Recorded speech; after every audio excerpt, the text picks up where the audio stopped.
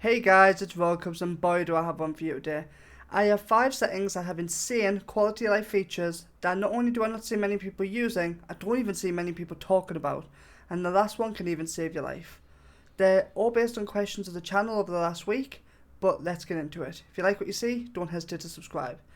So the first one is I get asked all the time about why I'm using a click bot to move. As you see all the circles, I'm not.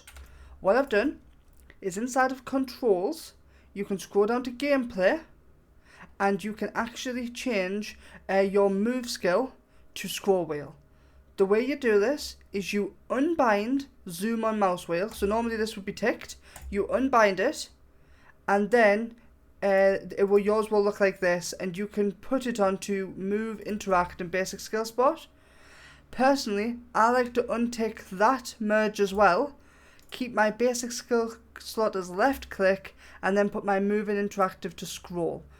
This personally for me is a bit of easier to move around. I can loot items with scroll wheel as well, speak with scroll wheel, and still be able to left click to attack.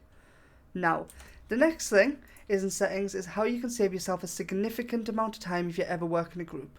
If you go to social tab and you scroll to the very bottom, you're going to see an option called quick join.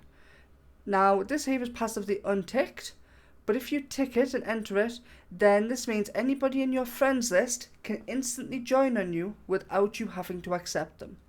Now, unless you have people who randomly just join on you, activating this is a solid plan. It's because people can join on you even if you're in the loading screens, making your group farming much quicker. Now we're going to mix things up with a bit of a keybind. Everybody know the quickest way. I'm inside of Iron Hold right now, I think. I'm inside of Iron Hold, and the quickest way out of it, how is it? You hold A, you press leave dungeon. But that's not the quickest way. I know you're going to be surprised, but inside of Keybinds, which is again options, controls, you can scroll down and you can keybind your emote wheels. Now we know that leave dungeon is in the middle emote wheel and it's at the top left. So we come to that point. You go controls, key bindings, down to middle control wheel, down to top left, and we're going to put ours as G. Okay, so we're going to save that up, and now if I'm in the dungeon and I press G, have I done that wrong?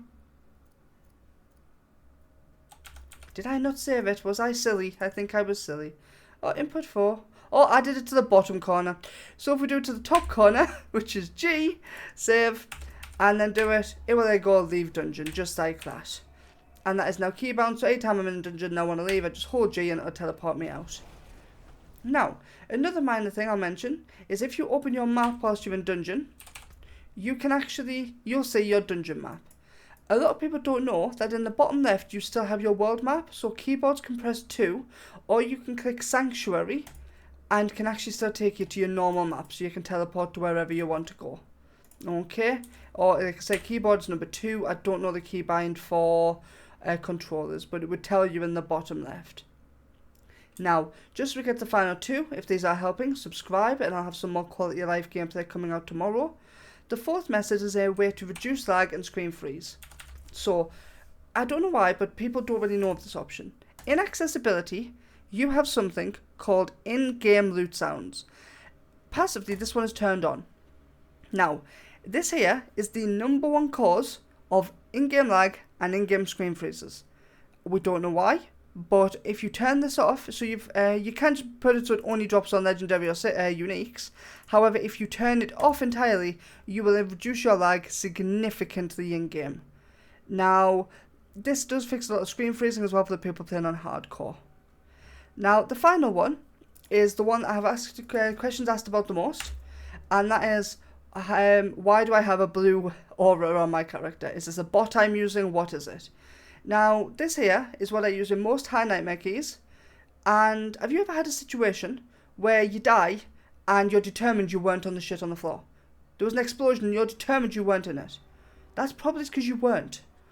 This setting here actually lets you see a aura around your character, which is actually your hitbox.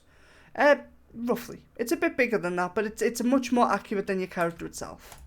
So inside of accessibility, in the highlight section, passively this is turned off and this is green, I think. This is what it'll look like normally, yours will look like. And your character will just be running around it's because of shadows, because it's hard to see the outline.